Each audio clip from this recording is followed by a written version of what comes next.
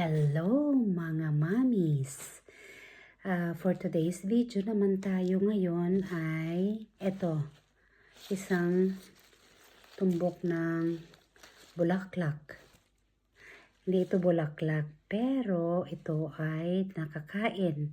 Ito ay tinatawag na garlic mustard or lokurt dito sa Norway.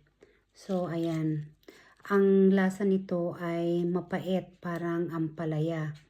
Ang masarap dito ay ginagawa nilang pickled. Ibababad muna sa asin, parang yung gagawa ng kimchi. Pipigain, tapos yung pinagbanlawan ng bigas, yun yung kanilang gagamitin, ibababad ng 1 week. Meron tayong commercial, guys. Say ha. Simba!